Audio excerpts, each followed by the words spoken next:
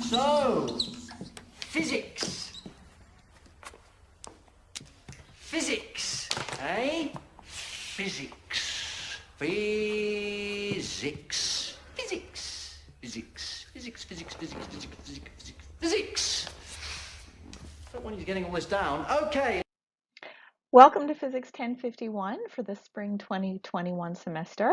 I'm glad to have you remotely, such as it is, from wherever you're joining me from the entire world.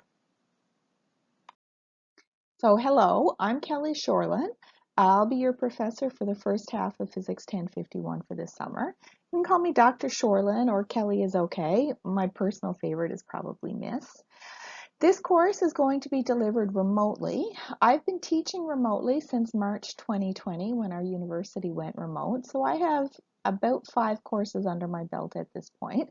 I've got to say, I've learned an awful lot. I'm going to try very hard to work with you to make this class go as smoothly as possible. Once again, I'd like to welcome you to Physics 1051. It's a really interesting course and we cover some different topics and hopefully you're going to enjoy it. It does have a reputation for being a tough course. I'm happy to say that we've tinkered with it a little bit over the last few terms to make it align with the degrees that you'll be doing and also to line up well with the math that you're covering right now. Most of you are probably doing Math 1001 concurrently, and we're going to try and keep the math that we do in this course lined up fairly well with that math class. An upside of remote delivery is that we can be a little bit more fluid, so if there are certain topics you'd like to see addressed a little bit more or less, reach out to me and I'll see if I can accommodate that. I am going to keep scheduled office hours for my half of the semester. They'll primarily be through WebEx. The instructions are there on the screen. Once in a while, if it's a nice day, I might try out having some in-person office hours. That would take place outdoors near the Chemistry Physics building here in St. John's, of course, with everybody wearing masks and keeping physically distant. I'll give you a warning when that's coming up, so if you'd like to try, you can drop on by. My contact is there on the screen. My email is kshorland@mun.ca. You can reach out to me through D2L email, but I don't answer that one as quickly. I also maintain a Snapchat. Sometimes we just want to do a more visual communication, and that helps.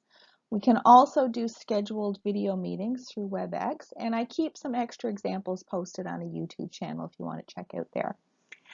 For contact, I'm fairly quick to respond during business hours, a fair bit slower on evenings and weekends. Once in a while, in the middle of a nice work day, I might be gone out for a walk with the dog, so if I'm slow on a work day, that's why. I will get back to you as soon as I'm back. So it's hard to get to know each other remotely, but I'd certainly like to give it a try. So I've published a completely optional survey. It's on Brightspace. You click assessment and then surveys. You should be able to see it. It is totally optional. You don't have to do this. I'm going to keep everything private and I will destroy it at the end of the semester. But if you're going to answer it, please try and get it done by the end of the first week of classes. If you feel comfortable, can you attach a selfie just so I can associate a face with the person in the stories? I'll share a couple of the answers about me in case you're interested. Where do you call home and what is it like? So Newfoundland is my home and I've settled in particular in St. John's. I love it for all sorts of reasons. My family is here. I grew up here. It's beautiful. It's quiet. It's just kind of happy. I love being close to the water. I don't know, it just feels like home. What do you feel passionate about? Well, I guess I gave that away by the GIF I put up on the screen. I love the Toronto Blue Jays. Every year since I've been following them, I've been certain that they're going to win the World Series.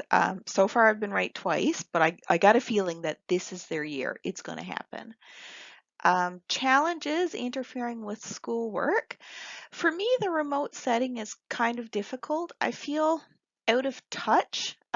Normally, I get a lot of response in class and I know how students are doing. That's a lot more difficult remotely because I can't see you in person. I'll try to overcome it, but that's probably my biggest challenge.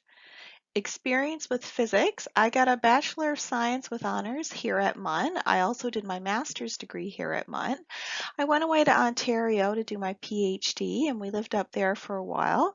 Quite honestly, I couldn't move home fast enough, so when they offered me a job, I pestered them enough. I came home. I was a lab instructor for years. Then I transitioned into being a visiting professor, and I've been teaching full-time ever since. So you'll find all of the course information on Brightspace. I'm sure you know how to find links to it. The web address is just online.mun.ca.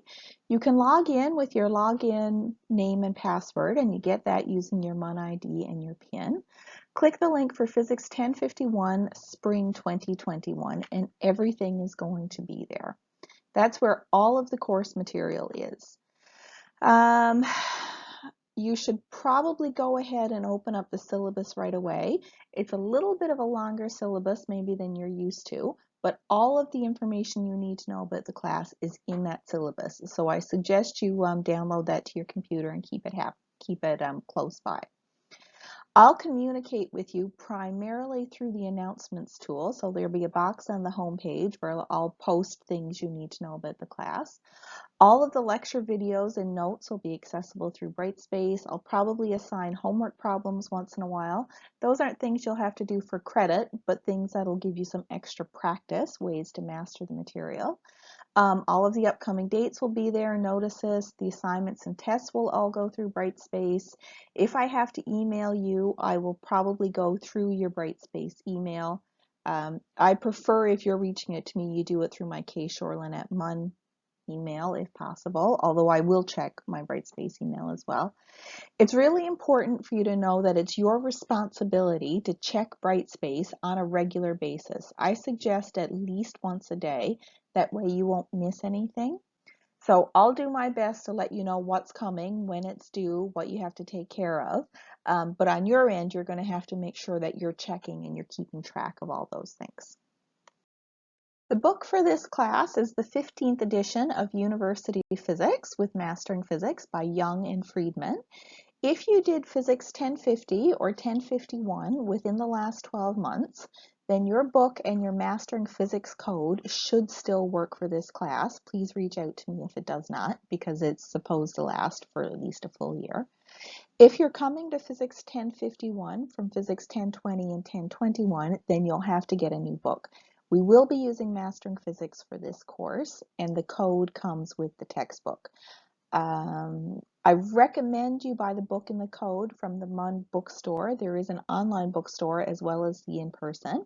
If you buy it from any other source, then I can't back up any problems that you might have with your Mastering Physics. So I wouldn't be able to fix that the way I could if you bought it from the MUN bookstore. I've got all the topics for the course listed here on this page. You might read some parts on your own, some parts I'll deliver with notes. We'll see what works the best. We're not going to cover all sections of all chapters, but we will get through most of it. So of course, a remote delivery means an online delivery. You'll need to have regular access to the internet, both to find your course material and to submit your work. So regular access to the internet doesn't necessarily mean that you have Wi-Fi in your home, but you should be able to go to a place with reliable Wi-Fi a few times a week. You probably would find it best to use a computer, but if you don't have a computer or if it goes kaput on you halfway through the semester, you can in fact do the entire course using a phone or a tablet. So the basic requirement is some sort of device to let you access the internet and some sort of regular and reliable access to the internet. The lectures are going to be completely asynchronous. I can't deliver them live because that's just too complicated. People are in different time zones all over the world, and internet can be spotty in some of those places. So they're all going to be asynchronous. Typically what I'll do is I'll either film myself writing on paper and narrating, or I'll do a narrated PowerPoint. I'm going to post those to an unlisted YouTube channel. So you'll need to have the links in order to view the videos. I will be posting the links at the approximate scheduled time of the lectures. Probably your best bet in approaching the lecture is to first look at the slides that are posted before class. They're kind of a bare bones outline of the chapter. There's some diagrams, there's a few words. If I'm going to do a problem, the text of the problem would be written. I would suggest that you print those off or print your own sort of skeleton slides. Then you might want to try some of the problems on your own or review the relevant sections of the textbook if you're not sure what it's all about. So they'll be posted well before. Then the lecture videos will go up. I'll be going through the material posted in those slides, and I'll be adding notes as I go. You can watch along the videos. I'm going to suggest that when I do problems, you hit pause and you try the problem first. See how much you can get done. There's a lot of learning done just by trying. It forces you to collect all your thoughts, so I think that's a great habit to get into. I also suggest that you add notes to your slides while I'm writing notes on my slide, just like you would in a live class. There's a lot of science behind the whole brain-body connection, and the act of writing notes helps you internalize and absorb and remember the material better. So I suggest you keep notes as you go. After the lecture is done, I'm going to post all of the slides that I've written on. So you can then, after the lectures, compare your notes to my notes and fill in anything you're missing. Then I suggest you reach out as soon as you can with any questions. Probably you'll primarily want to contact me, but the Help Center is there for you as well if you want a different take on things.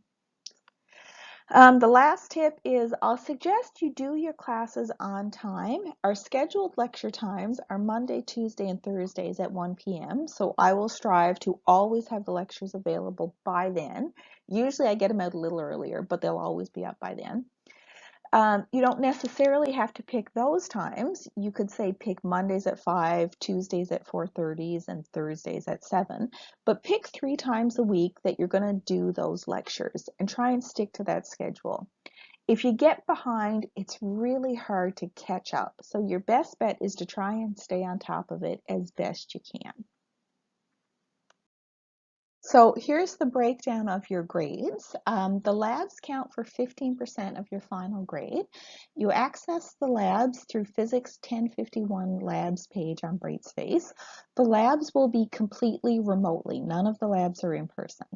There are 6 experiments that you'll have to do, and you're expected to complete all of them.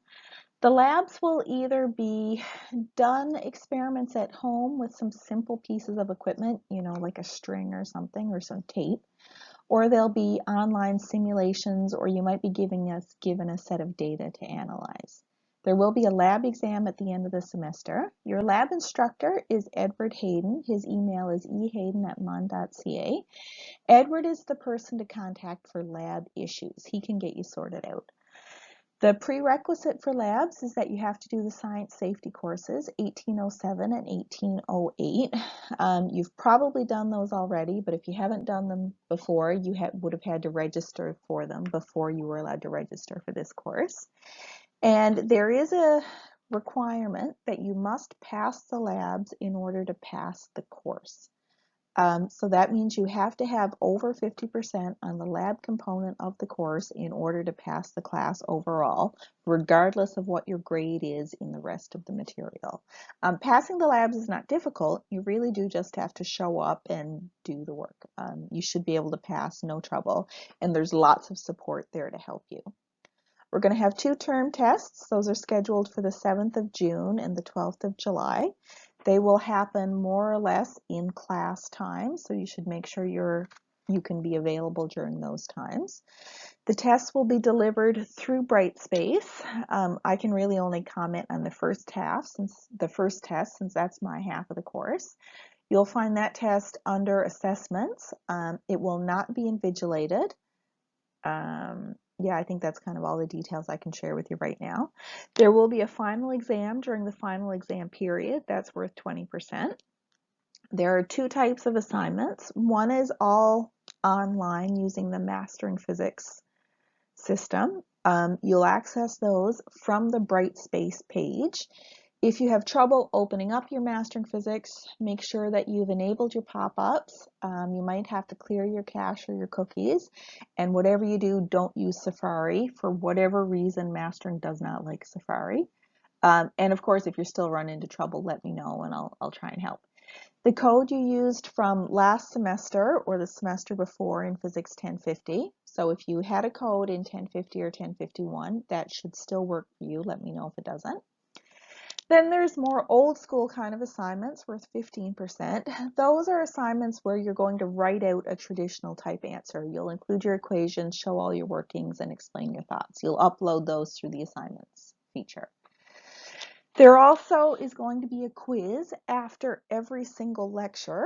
Those are called post-lecture quizzes. You'll find those under assessments, then quizzes on Brightspace. They're worth 10% of your grade overall. So every lecture that's posted will have a quiz associated with it. You'll have at least 24 hours to do that quiz. When I publish a lecture, I'm going to open the quiz at the same time, and then I'm going to give you 24 hours after that lecture ends. So for example, we have a lecture on Monday. The quiz of Monday's lecture will be due on Tuesday at 1 o'clock. The quiz of Tuesday's lecture will be due Wednesday at 1 o'clock, and the quiz of Thursday's lecture will be due on Friday at 1 o'clock. So 24 hours after lecture time, that quiz will be due. I won't put a time limit on my quizzes, so you can open them up, have them open while you're watching the lecture, stay focused and try and answer the questions as you go. That's fine. You could save them to the end. The quizzes are designed to make sure you get the most important point of the whole lecture, so they can really help you stay focused and on task and make sure you had the right takeaways from the class. There'll be at least a couple of projects for the semester. A project is something you'll do at home and get your hands on or more closely evaluate a PhET simulation. They'll be a lot like a handwritten assignment, but it won't just be solving a problem. It'll be doing something to go with solving that problem. And then last is discussion group participation. If you check on Brightspace under the Communication tab, you'll see discussions. Those boards are open now. You're expected to make 3 posts a week, and in the syllabus I call them 3 meaningful posts. So if you just go on and you say hi, that probably won't count. But if you go on and you say, hi everybody, I'm joining you from wherever you're coming from in the world. Here's what my home is like, that would count as a post. Or if you post on the discussion group, hi everybody, I'm trying Mastering Physics. I can't quite get question 14. I've tried this, this, and this, and I looked at this section. Anybody have any advice? That would certainly count. So making your own posts count and replying to somebody else's post counts. So if somebody posted that they couldn't understand part of the handwritten assignment, and you responded and say, hey, well, when I read the assignment, I thought it meant this, this, and this, then that counts for a post. The whole point of the discussion group participation is to get you communicating with each other. It's super duper hard to make friends in the first place, or at least for some people. And it's really hard to communicate, and this whole remote setting can be really isolating. So what I want out of the discussion groups is for you guys to have some peer interaction. Hopefully that will really add to your experience in the course. All of these things are discussed in detail in the syllabus, so you should have a read through your syllabus for each of these items.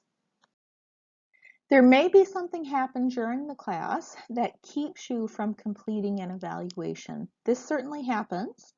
You might be ill, or something could just come up because you're not just students. I know that you're also people with lives. So if something happens and you can't complete an evaluation, the key piece of information is that you have to let me know. That's for the course evaluation. If it's a lab, it's preferable if you reach out to Edward. You have to reach out if you're away from your material for less than 5 days, then you have to reach out to me within 48 hours. If you're away from the course more than 5 days, you might have to submit a doctor's note to go with it. So from your MUN email, reach out to me if you miss a class assessment, reach out to Edward if you miss a lab assessment, and that's within 48 hours. If you reach out to me within the time frame, I can provide you with some sort of alternate assessment that we'll decide on at the time. If you don't reach out to me within 48 hours, then you may just end up getting a 0 on the assessment. So it's very important that you reach out in time if you have to be absent from an assessment. You do have lots and lots of resources available to you if you need help. So I am always here. I'm always available. CITL is also wonderful. They have a lot of information and support for remote learning and for using Brightspace. Their address is right here. I expect you can also reach them just by clicking Help on your Brightspace page. We also have an active Physics Help Center. You could reach them through physicshelp@mun.ca.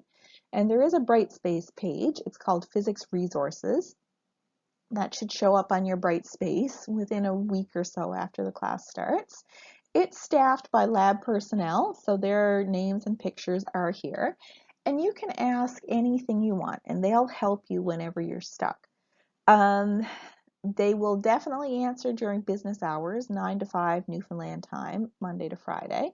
They occasionally answer after hours, evening and weekends, but you can't count on them answering you evening and weekends because it's not technically their work time. So your best bet is to plan ahead and get in touch with them during business hours. So everyone, I really believe everyone can do well in this class. And I even think that everybody is capable of getting an A in this class if you put the work into it. I have a few tips to pass along that will hopefully help you along your way. So I suggest that you stay on top of your lectures. Pick your time and watch them regularly. So pick a time a week and watch them at those times. Make sure you read the textbook to go along with any parts that you don't quite understand. The textbook can help round out that knowledge. Add your own notes as you go. Jot down questions, pause and try things. Make sure you're asking questions if there's anywhere you don't understand. Reach out to other people, other students in the class to ask help or to offer help. It's a really good learning method. I suggest you try and stay organized. That one might be tough. I know that's hard for a lot of people, including me. Keep a calendar. You might choose to use one on your phone, or you might have a paper calendar. You might have a big wall calendar. But every single time you have a due date, put it up on that calendar. And then to go with that due date, put in the times that you're going to work on things. So set yourself up for success by giving yourself the time that you need to succeed. Make sure you do get help when you need it. So don't just sit and spin your wheels. If you don't understand something, reach out. The help center is there, your peers are there in the discussion group, and I'm here. And I want you to succeed. I want you to understand. So if you reach out to me, I will do my best to help you understand. And the help center staff are exactly the same way. They want you to succeed too. They want you to do well. So please reach out as soon as you feel stuck. By all means, give it a good try on your own, but if you just can't get it, then you just can't get it. That's why I'm here, is to help you get it. Typically, if you want to succeed, you'll probably set aside between 6 and 10 hours a week to study every course. That's a kind of a rough figure. Some weeks might be a little more, some weeks might be a little less.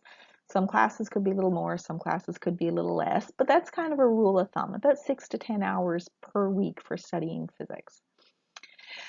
I'm going to suggest challenge. I'm going to challenge you to keep what I call a physics streak. So what a physics streak means is that you do some physics every single day. And I do mean every single day. Even if you have plans to have friends over outside for a barbecue, or you've got a wedding coming up, or you're not feeling well, or there's a MCU movie marathon on, no matter what, you do some physics every single day. If you keep your physics streak alive, then at the end of the semester, I will get you a prize. I will pop a prize in the mail to you if you've done it every single day. I'm willing to put my money where my mouth is. I personally am trying to learn French. I'm not doing great at it. I knew a few phrases, la baleine comme. But I am doing some every single day for the last 1,105 days. I've done some French on my Duolingo app. That's the picture up on the screen. So if you can do some physics every single day between the first day of classes and the last day of classes, you will win a prize. So I'm going to challenge you to keep that streak alive. And at the end of the term, reach out to me, let me know if you kept it, and I will get you your prize. The last thing now arguably is the most important thing, and that's your well-being. So these are very challenging times across our entire globe. And if you're struggling, then rest assured it's not just you. You are not alone.